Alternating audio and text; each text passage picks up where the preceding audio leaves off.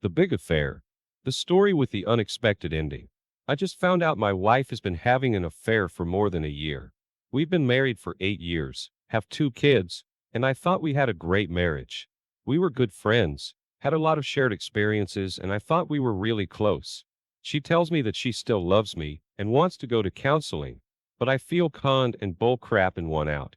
No deposit, no return. I'm moving out after Christmas and plan to file for divorce after New Year's. If she doesn't want the kids, they can live full time with me. I can figure out how to make it work.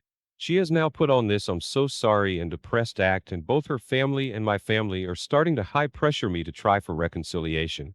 I can't imagine ever wanting to be near her again, let alone sleep with her. I think if the other guy floats her boat, she should go take up with him and be happy. And if she was willing to do it with him for this long, why isn't she doing what comes naturally? Must be the money, I guess. I don't know much about him, but I know he's not with anyone else, so it shouldn't be a problem from that end. I have no problem if love blooms eternal for them. It's time for me to start over and find something real of my own. I'm only going to live once. I mean, let's face it. She's been sleeping with this other guy and hiding it from me for over a year. That's 1 month of lying for every year we've been married. Is there anything I'm missing here? I used to think that I was close to my family, but with this latest, I'm also thinking of telling them to kiss my behind and adopt her if they think she's so great.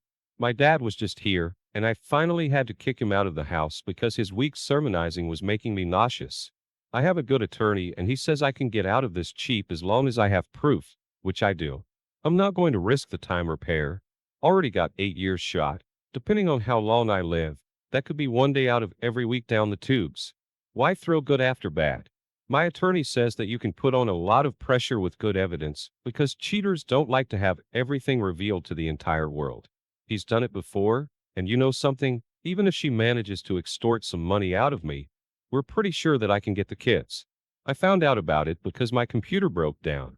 I needed to send some stuff, and I saw that hers was running. She'd been in a big hurry when leaving the house, probably to meet him, and forgotten to turn it off. I switched on the screen, and it was basically all there. When she got home, I got in her face and she broke down and gave me a bunch of BS about how she had wanted to end it. Had only started it because she felt lonely, etc. But, I guess if there's a planet somewhere with more than 7 days in a week on it, then she should move there. Because that's what she got from me. She said he doesn't compare to me, and I said I didn't marry you because I wanted to be a regular on the dating game. Even you say that the fix is in, and I'll always end up winning after the final round of sampling. I'm moving out because I know they were doing it here, and living in a hot sheet motel isn't my particular cup of Earl Grey. She says they never did it in our bed, and I know she's full of BS. So I don't want to be constantly reminded and be wondering what all over those sheets was I slept in. Kids are coming with me. I've told the older one already they were splitting. There are plenty of kids in her school with divorced parents, so she knows what it means. Man, am I glad that these kids look a lot like me. There aren't many people who do, so at least I'm sure there. My mom called me up today and tried to give me a lecture about forgiveness. I told her that if she didn't want some of what her beloved floozy daughter-in-law was getting, she should clam up quick. I can't believe you can be a good son and pride of the family for all of your life, and suddenly they take the tramp side over yours. My sister, who I have bailed out more than once, is even trying to give me the hi-hat. Comments? She disrespected you, humiliated you, made a fool of you, and had slept with another man for a year, and now you should accept her back and spend money on him. See, I see, and try to heal something that you will never forget if you stay with her. It's better to spend the money on your kids than on the MC. Sorry, but I will tell you that apparently everyone in your family is crazy, because no one normal will support a cheater. Life is too short to suffer and live miserable, and I wish you and your children a lot of luck and happiness in future, and I wish you to find a decent girl that will respect you and love you like you deserve. OP responds, the way they're talking now, I'm almost expecting my mom to bust out with some revelation that I'm actually the product of her having fun with the termite inspector. I used to look up to my dad, but he's suddenly become so morally flabby that I can really imagine him putting up with it if it were true. Probably would offer them the bed so that they wouldn't have to use his bug spray cart. Lord God, what a collection of belly crawlers. Maybe the stork really did bring me because being the same blood as these people does not compute. I'm thinking of calling my ex-brother-in-law up and asking him what really went on between him and my sister, and if his family tried to get a knife at him too. I know that they broke up because her skirt was somehow wired to fly up every time some guy looked at her cross-eyed. But I had respect for family, so I stayed out of it as much as I wanted to take his side and tell her off. She even gave him the clap, but I can't recall her getting as much grief as I'm getting now. Maybe we guys are just expected to suck it up. I don't care about her anymore. Of course, she now wants to disclose absolutely everything, but she doesn't get it. I don't care, just offer to take the kids out today so that she could invite him over. I mean, she slept with him on my bed, so she should also be able to have fun with him in our house. Don't you think? Festive occasions deserve celebration. I never saw myself as alpha, but sure, I'm magnanimous. I'm sad about the wasted time. I think I know now how a long-time doper feels after finally getting clean. Did I really blow all that time? You mean I don't get a second chance at that decade? It doesn't make my skin crawl when I think about all the years of fake closeness. But it's a sad state for everyone when bags of lies walk the earth and can't be told from human beings. Hope my kids got my chromosomes. Whatever. Outside of my marriage, there were real, tangible advances in my life over the past years. Can't dispute that. Concentrate on the good and kick the garbage into the gutter. Excelsior, Excelsior. Now she's talking about wanting to X herself. I told her that if she decides to do the deed today, to go to my parents' place or her boyfriend's place to do it. I don't want my Christmas messed up with the cops. I don't understand why she doesn't get it. I can't believe a word she says, so she should stick a cork in it and stop bothering me. It's starting to boggle my mind that I married such a stupid person and never recognized it. I don't know if I'm being alpha, but why would anyone in their right mind put up with these kinds of BS histrionics? Then again, I look at my dad now with his forgiveness cripula and wonder if his brain got poisoned from his career as a chemist. Maybe we're all alphas, but pollution and bad food has sent the species into decline. Taking the kids out for pancakes. I really like being with my kids. That hopefully won't change even if I think that their mother is a parasitic twit. I was always concerned with her needs until I found out about the affair. I really thought we were a healthy, communicative couple without secrets. Then, you got it right, I disconnected big time. Give yourself a prize, and if my parents are hurt, they should learn to take it as well as they can dish it out. If they want to side with her and call me names, they should be able to take the consequences. There is nothing in my family's past that would warrant this kind of betrayal. My parents and I were always close until my wife's affair. My sister got into bad company and pills as a teenager, and I was the one who got her out. With love, not force. She's still got problems, but at least she doesn't do dope. I saved her life, and this is what I get. Sure, I have issues, who doesn't? And yes, my WW would be better off with a D, and so would I have told her that already. So, thanks for concurring. Only thing I'm interested in is whether or not the OM is married or in a relationship, because it would be a nice clean solution for wife to go to him with a minimum of trouble. My wife says he's single, so the stage should be already set for angels singing and conjugal bliss. Am I right? The rest doesn't concern me. If it turns out to be one of my friends, well, that's another acquaintance gone south. What I loved was what I thought my wife was, not what she really is. It's like having been in love with a character in a movie or a novel. That person does not exist. She never existed. Time to get into reality, but there's no need to blow it out of proportion. I got conned. Lots of people get conned. I have already gotten past what she's done and am ready to move on. I don't even view it as something she's done to me. I'm also thinking she doesn't view it as something she's done to me, but I've stopped assuming that I know what goes on behind that face. It obviously got sidetracked, but this story was really about how my family has knifed me. They're the ones I've got a real beef with. The princess can do whatever she wants, as long as it's not within line of sight of anywhere I'm at. From the way my family is talking now, I say they've been hit with the alien stupid ray. I don't see them coming around, never experienced this from them before. Her family is actually being a bigger pain in the back, but they're her blood, so I don't hold it against them. Seriously, I don't know that the OM is a jerk. I would say let the kids figure that out for themselves. My older one can definitely tell me if he's mean or a jerk. That's assuming that the wife takes up with him, however. Like I've said already, don't know why she's not jumping at it. But she's not. I don't know if I have high self-esteem, I was never a big shot or a ball of fire. I'm just a regular Joe doing what comes naturally. I have to punch a clock and I take my lunch in a bag. No Wall Street 3-hour brunches for me. But I've never been ashamed of what I am, and I don't look back. If the wife decided she liked some other guy better, or just decided that she was the type who needed to screw around, she should have told me first, and we would have split up gently and with respect. Sometimes it doesn't work out, and people just find out that they're not the marrying type, or just not with the right person. But she decided on this lying affair BS, and now it's a total mess for everyone. Stupid. She says that she was honest with me almost all of the time, and almost all of what we experienced together was real. I say, I don't care. You've got 100% absolution for up to 100% phoniness. Let's just please close this relationship. Why did she do it? Who knows why people get into these things? But the real her is a mystery that it isn't worth years of my life to try and comprehend or get to know. We have kids, and I have to make sure they're looked out for properly. So I can't cut her off sharp when I feel no obligations here otherwise. Long term or short term don't make the difference, as far as I'm concerned. The wife got so whiny this morning that I said, okay, 5 minutes to speak your piece, and that's the last I want to hear. She tells me that the actual bed affair was only going on for a couple of weeks. It's only the emails that have been going on for longer, and most of them aren't even affair material. And the reason she left the house in a hurry on what turned out to be D-Day was really to tell him that it was a mistake and over. She begged me to read all the emails going back to the beginning. She truly did not understand that even if her story were true, it wouldn't make things any better. This morning early, I went through the computer we share and deleted every picture I could find which had both of us in it. Then I packed up all our old photographs from our dating and courtship days, all the wedding things, all our love letters. I took it all up off the road and built a fire. If it wasn't something that would burn, I broke it.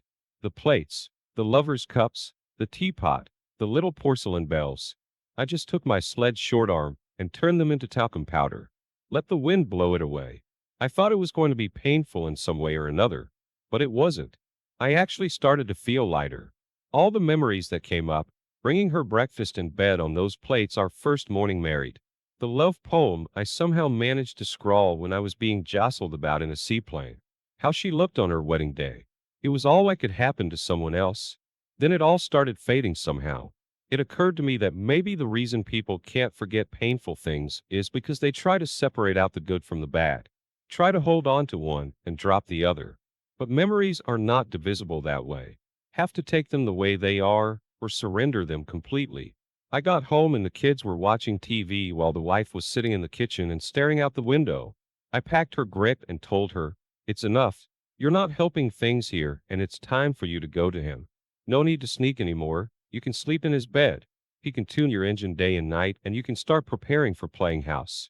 Time to get out and live by daylight like the rest of us. She waited a moment, took the grip and left, could barely look me in the eye. I thought, bingo. I don't know what or who you are, but I know what you want. So that's resolved. I don't plan to lord it over my folks, or hers, for that matter, but can now get some peace and quiet, I think, after all was said and done. I remember that the English call the day after Christmas Boxing Day, and I thought that was appropriate. I'm taking the last bits of refuse from this mistake and boxing them up neat for the trash man.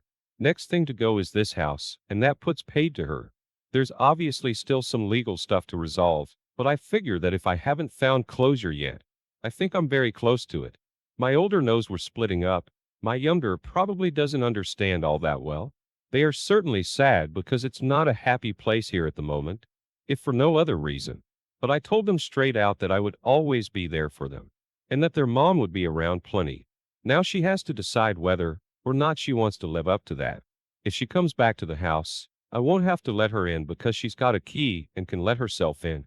I don't plan to be doing anything here, so she's welcome to stop by and have a sandwich anytime she likes. Don't want her moping around and depressing the kids though. I don't plan on physically booting her. She won't want to stay here. That's settled. And she knows she can't deal with the kids. That's why I changed tack and decided to stay here myself. I may indeed have to give her everything. I have to see what the court says. But I have no intention of rolling over, nor do I intend to represent myself. The original plan was I leave. She finally left because she wanted to be with her beau. I'm guessing the problem was that she couldn't admit it, and that's what's getting her all down in the mouth and mopey. So, I'm currently the single parent. That's the physical what is. Even if the law isn't planning to give me a vacation trip for it, she'll have fun with her beau, and then she'll be back around to talk turkey. I have no delusions about that, but it will be a few weeks before she gets that far. Like I said, she's free to stop by any time she likes. Comments to summarize so far: you found out she was cheating with Doctor, you kicked her out, she went to him. He had a couple of fun nights again with her, decided he could do way better than her. So cheating wife got dumped by Doctor, who was happy to sweat talk her and sleep with her, but didn't want to be stuck with a cheating piece of trash, and kicked her out. Then she rolled back and is trying with her mother to get you to take her back and forget what a person she has turned out be. Opie responds, have to give her credit for one thing. Turns out her story is true. She did go to her beau, but split on him the same day. Don't know if there was a farewell bit of loving, but I don't care. As far as I'm concerned, she punched her ticket with me when she started up with him way back when. Everything else is frosting on the turd. The doctor took to drink. I've said that story elsewhere. Showed up to work drunk. That's not good in the medical profession. Mama-in-law was properly scandalized. She doesn't know up from down, or which way the world spins anymore. I wrote the wife that if anyone needed proof that she was a cold piece of work, don't look at me, look at the doctor. Haven't gotten an answer to that one yet. One thing I have to say in her defense is that she never brings up any nonsense about affair fogs or midlife jitters. She knows as well as I do that things like that are immature horsebucky for adults who don't want to face facts. You did what you did, and then you own that as part of the real you. I said before that I might take her back, anything's possible, but she has to convince me first that I was at least a bit to blame. When I mess something up, I own it and make amends. We're not there yet, she may never get there, but I do admit that she does have a way with arguments sometimes. She's definitely got an uphill sack race on this one. I can cook my own steaks and don't feel much like duty bonding these days. So the only chance she's got is to show she has a brain in her head that I might be partial to talking to for an extended period. Just got to be fair, and let her try her best from afar. Papers go forward though. It's one of those situations where a tangible sense of direction is needed. Concerning remorse, I doubt we're ever going to get much beyond regret. But it's not my main concern. She'll either find a button to push or she won't. Contracts are for later. About the only things we can agree on so far are that she did it of her free will all the way up until the end, and that her getting out of my sight was the best thing for us both. Solitude sharpens the mind, and whiny people who are offered a shoulder to whine on will use it. She is truly ashamed of her little begging and groveling performance after D-Day, and I do have to say that I credit that. What keeps us corresponding is that we're both on the same page about not talking sphingolidopamine nonsense. For how often did you bring me flowers? So, you have your commonalities, and you go with them until you get bored. And of course, without progress, boredom will be inevitable. I have no idea as to how I could ever trust her again. I have no doubt that she has enough determination to do such as might earn another man's trust back 10 times over, but not mine. Right now, she could tell me that it was raining outside and I'd still think I'd do well to go to the window and have me a look-see for myself. I'm not kidding. I'm willing to credit her never having another affair. But once you start lying, you don't stop. It's a slide into the pit. What costs $2? You start saying cost one. If you're sad and it's easier to say you're happy, you say you're happy. And vice versa. It's a drag on the Constitution to live with someone who has gotten into the habit of lying, who has broken through the moral barrier that keeps you telling the truth, who has lost all control over the impulse to pick the easy way out. Don't know as I'm ready to label her as she-pig yet. Pigs are warm-blooded, and in her case, of that I am not yet at all certain. My family knows now to stay out of my business and let me handle my own affairs. No pun intended. We've restored contact, but they stay away from the topic, since my folks are the ones who shuttle the kids back and forth. I assume they get all they need to know from the wife. I don't think I'm angry at all anymore. I can have a lunch with her now and again and we can talk about the kids' schedules, selling the house, getting things done and finished and put behind us. Of course, with kids, you can't walk away completely, but it hasn't been too hard getting what we can put to rest. The whole thing has put me through the ringer. The balance is that what I thought were the best times of my life were all based on something that wasn't so. And that still gives me a twinge now and again. What I didn't do was ever think that what she did or does reflects on what I'm made of. She does what she does because that's what she's made of. Doesn't have anything to do with me. Life is too short to be spent in suffering and self-doubt, isn't it? You tip what doesn't work into the dumpster and you move on. Just don't ever do the same dumb thing twice. That's all I can say. And here's wife's side of the story. My pain and my guilt are inconsequential and not worth mentioning. What counts are the hurts of my husband and children. I inflicted these hurts upon them. My husband does hurt, and I know it. He was strong and roughened from hard work and childhood poverty, but his experiences had taught him to be kind and gentle. He always sought out the better nature he believed to be in all people, even those who had taken advantage of him. He never bore a grudge. I saw what happened to him after he discovered my betrayal. He became bitter, strident, jaundiced, a different person than anyone had known. I know that he now puts on the best face he can for the children, but even they can see his unhappiness. They talk of it when he is not around to hear. I did this to him. I injured him and turned his grace to misery. I wrecked our children's happy home and replaced it with insecurity. I often think now of what I would do differently had I only the chance to. And of course what comes to mind is that I would have disclosed all after being caught. Every man, every incident. But just today I thought, it goes farther back than that. I should have told him before we married what I was, and let him decide if I were redeemable or not.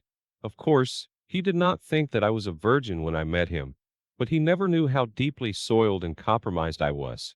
He never had a chance to decide knowingly. It is very painful knowing that what I have broken, I will never be able to even start to repair. I hope that someday, I will have the opportunity to brighten their lives, even if just for an hour or a minute. I know that in the end, this is probably only vain posturing, but it is all that comes to me now. I did know what I was capable of, and I did not tell him, and I may now change. But to what end? I hear that I need to work on myself. It is always about working on myself. If I succeed, if I learn to be always truthful, then things will go well for me. I will not repeat my history. I will have a chance and may forgive myself. But what about my husband? I read what the long-term repeatedly betrayed have to say. Their petitions of loss, doubt, and their own self-worth. Their despair. I think of my husband tormenting himself with such in the middle of the night, and it kills me. I want to die. I will not be able to feel joy in my life until he once more can have it in his. Can he find his way there on his own? I have never truly prayed in my life, but now I pray for him and his finding a return to happiness. I wish I could see life in the future in a better light for me, but at the moment, I just cannot. I know he will be fine. I just have bad spells where I imagine the worst. I think this is like being on the vaunted roller coaster, but alone. A very absurd thought comes to me now, that I wish we were together for this experience. I am still looking inside myself, trying to find out what remorse is, and if I truly feel it, there are those who are certain that I am obsessed. Attention of men would be easy to get now, if that were all I wanted. I do have intense physical desires now that leave me exhausted and sad, but it is all about my husband. I don't want any other man. I know that no matter how much I may change, I can't get him back. He deserves and will find something lovely and pure, and I can never be that. But I do know that I can become clean, even if I can never be perfect. The only thing I can do is strive for that bit by bit. I must learn patience. One of my past affair partners has written me, saying that he has heard that I am now separated from my husband. He writes that he has still not gotten over me, ever since I broke off our affair 4 years ago. He says that he has changed and grown and begs for another chance.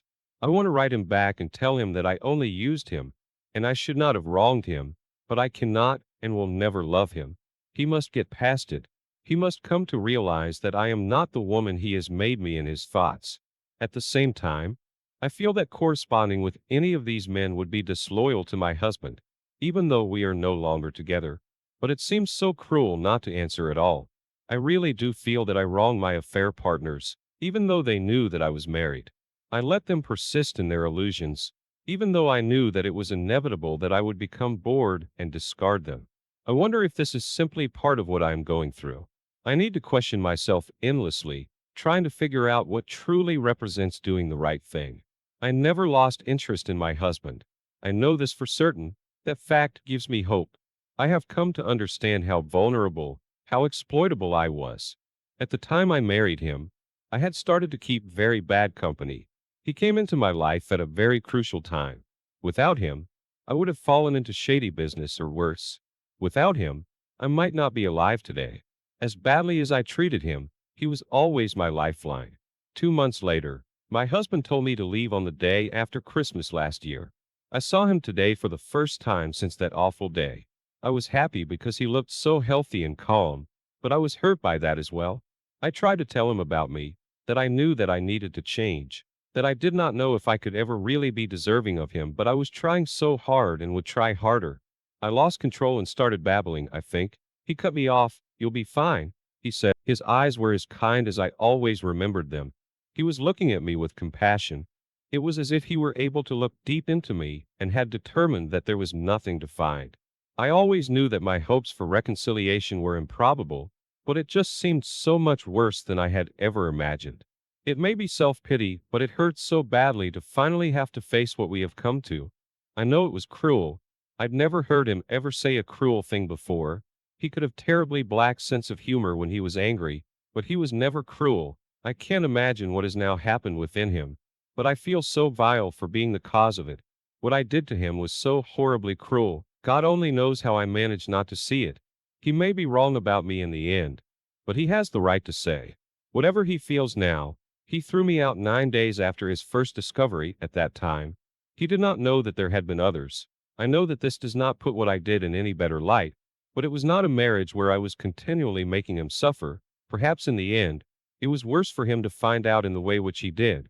But if someone would see it as worse had I continually abused his trust in his face, I can say that I did not do that. Was I ever loved, appreciated, and honored in the first place? I thought about this and I realized that our marriage and our love were lies not only for him, but for me as well. The woman whom he loved was faithful and deserving. She wasn't me. She did not really exist. I spoiled those years of my own life as well as those of his. It wasn't the real me who was being loved. What hurt the most about what he said was not the substance of it, but rather seeing once more how my actions have made him so different. So harsh, he was. Not like that before. I have feelings of wanting to be valued by him as little as I deserve it from him. It makes me sad that he is so clearly doing well as a result of having 5 months separation from me. I can't help it. I do continue to try and better myself for my own sake, but I can't just dismiss the loss and move on. I don't even know if I want to. I feel as if I just can't abandon hope. I saw my husband again today to discuss our impending divorce and our children, and I feel helpless, torn apart. He lets me say whatever I wish. I finally told him what I've been thinking for a while now, that he should seek counseling to help him cope with his pain, that his reserve and calm are neither normal nor healthy. He has always disdained all sorts of psychotherapy as head shrinking, so it was a subject I was hesitant to approach. He laughed and said that I should know better than to make such a suggestion to him. He referred to our marriage as a silly mistake made by youngsters. I don't know if he is trying to hurt me or reassure me. Whichever it is, it hurts me. I do know that I caused all of this and should not be complaining. I really do feel blessed that he will even talk with me face to face. I love him so much and I love seeing him. As much as it hurts, it all just fills me with such a feeling of helplessness. I know that I sound like a broken record. I guess that I just need to let it out someplace. We were separated without interaction for several months, and he did not crash. He fulfilled all of his responsibilities and more. He worked and cared for our children. He was deeply angry for that week after D-Day number 1. But he did calm down, and for that time until D-Day number 2, we would write to each other. Every day, there was still hope for reconciling at that time. He was introspective and thoughtful, very much the man I knew and loved. He was finding his way through it all. It occurred to me that he may have told me that I would be fine because he had already experienced his own recovery. I have also started to become proud of him for being so able to dust himself off and move forward, even if it seems odd. Perhaps that means that I am now finally starting to be able to accept this. He was angry and hurt over what he perceived to be lost time spent in a marriage of lies, never to be regained. He is calmer now, but I am still very aware of what I've done. I did once try to find consolation in the positive aspects of our marriage, but I do not do that any longer. The only thing that matters is that I abused and hurt those 3 people dearest to me, all for something that I have found I don't even want anymore. I think that I will always carry that with me. About remorse, I don't pretend that I truly know what remorse is. While my husband and I were still communicating well, before D-Day number 2, I asked him if he felt that I was remorseful. He replied that it did not matter. The main thing was that I never lied to him again. I still despise myself for being afraid to tell the truth at the time when it may have made all the difference. I still feel horribly unworthy of what was given to me, what I squandered. Is that remorse? It won't do any good to ask him now. I once thought that I would care about what others thought of me in my situation. I have found that I really do not. But I do care about what my children think of me, and I wish that someday my husband will think well of me again. I have said before that I do not know if I will ever be able to see what I do as just for myself. I don't think that I will be able to stop loving him and wanting him back. So it's hard to imagine that I could have another relationship. He has changed. He has learned cynicism and mistrust and spares no feelings. A couple with whom we were friends are now struggling with the aftermath of an affair and are attempting to reconcile. The BH looks up to my husband and often asks him for advice, and my husband recently told him something like, "Remorse and a few dollars will buy you a sandwich." I look at this new man and say to myself, perhaps you were right. Perhaps you have learned to see more clearly than you once did. It still makes me sad. Timeline: 2 weeks after OP, the husband who posted, wife gave update on OP. I have pulled my life together. I am working, but I haven't been able to move on beyond what I've done or accept the loss of my marriage. Something awful has happened. My husband was in a very severe work-related accident. He has a fractured skull and is still in an induced coma. He saved 2 of his coworkers' lives that day. I blame myself often. He was working nights due to our separation, and I remember hearing that when accidents happen, they always seem to happen on the late shifts. I talk to him and hold his hand, and sometimes I think I feel his squeezed mine back, but I know that is impossible. I never really knew how precious life is. Not until now. I try and remain strong for our children's sake. That is all I can do now. My comment: 7 years later, his wife never came back and reported if he had passed away or not. Given that she just dropped off, it is possible he did. That was the final ending.